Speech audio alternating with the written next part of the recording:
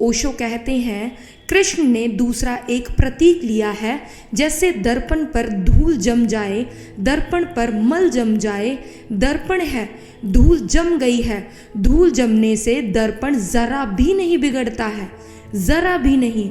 दर्पण का कुछ भी नहीं बिगड़ता और दर्पण इंच भर भी कम नहीं होता है धूल के जमने से। The mirror remains the mirror, कोई फर्क नहीं पड़ता। धूल कितनी ही परत परत जम जाए कि दर्पण बिल्कुल खो जाए तो भी दर्पण नहीं खोता, उसकी मिरर लाइक क्वालिटी पूरी की पूरी बनी रहती है, उसमें कुछ फर्क नहीं पड़ता। धूल के पहाड़ जमा दे दर्पण के ऊपर, छोटे से दर्पण पर एवरेस्ट रख दे धूल का, तो भी दर्पण का जो दर्पणपन है, मिरर लाइक जो उसका गुण है, वह नहीं खोता, वह अपनी जगह है। और जब भी धूल हट जाएगी, दर्पण दर्पण है, और जब धूल थी दर्पण पर तब भी दर्पण दर्पण था, कुछ खोया नहीं था। इसलिए दूसरा प्रतीक भी कृष्ण का बहुत कीमती है। वे कहते हैं, जैसे धूल जम जाती है दर्पण पर, ऐसे ही वासना जम जाती है आदमी की चेतना पर। चेतना को दर्पण कहना बहुत सार्थक है, चेतना है ही दर्पण। लेकिन हमारे पास चेतना दर्पण की तरह काम नहीं करती। धूल बहुत है, कुछ नहीं दिखाई पड़ता, अपनी ही शक्ल नहीं दिखाई पड़ती अपनी ही चेतना में, तो और क्या दिखाई पड़ेगा? कुछ नहीं दिखाई पड़ता। अंधे की तरह टटोल कर चलना पड़ता है। वह दर्पण जिसमें सत्य दिखाई पड़ सकता है, जिसमें परमात्मा दिखाई पड़ सकता है, जिसमें स्वयं की झलक का प्रतिबिंब बन जाता, कुछ नहीं दिखाई पड़ता, सिर्फ धूल ही धूल है। और हम उस धूल को बढ़ाए चले जाते हैं, धीरे धीरे हम बिल्कुल अंधे हो जाते हैं। एक स्पिरिचुअल ब्लाइंडनेस, एक अंधापन तो आंख का है। जरूरी नहीं कि आंख का अंधा आदमी भीतर से अंधा हो, जरूरी नहीं कि आंख का ठीक आदमी भीतर से अंधा ना हो। एक और अंधापन भी है जो भीतर के दर्पण पर धूल के जम जाने से पैदा हो जाता है। हम तो दर्पण की तरह व्यवहार ही नहीं करते।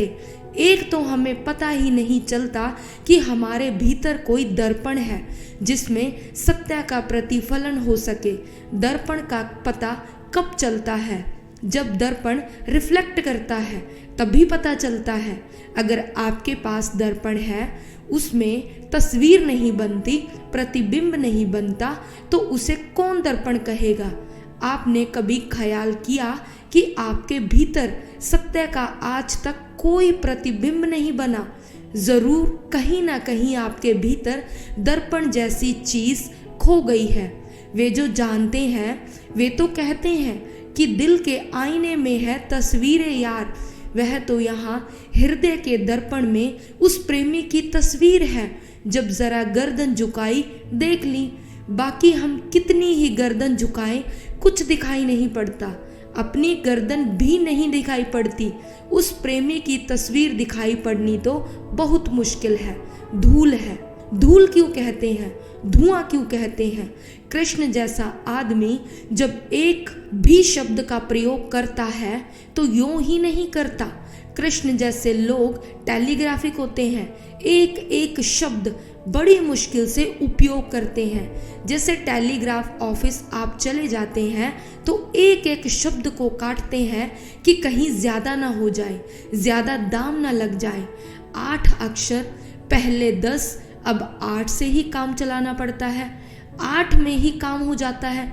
लेकिन कभी आपने ख्याल किया कि 800 शब्दों की चिट्ठी जो काम नहीं करती, वह 8 अक्षर का तार काम कर जाता है।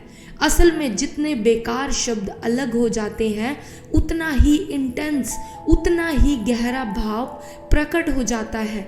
जब वे कहते हैं धूल की भांति वासना को, तो कुछ बात है। उन्होंने तो ठीक शब्द मल प्रयोग किया है। मल और भी धूल से भी कठिन शब्द है। मल में गंदी धूल का भाव है, सिर्फ धूल का नहीं, गंदगी से भर गया। धूल ही नहीं, सिर्फ गंदगी भी। वासना में गंदगी क्या है? दुर्गंध क्या है? बहुत दुर्गंध है। और वह दुर्गंध इस बात से आती है कि एक तो वासना कभी भी दूसरे का गुलाम हुए बिना पूरी नहीं होती, और जीवन में सारी दुर्गंध स्वतंत्रता से आती है, और जिंदगी की सारी सुगंध स्वतंत्रता से आती है।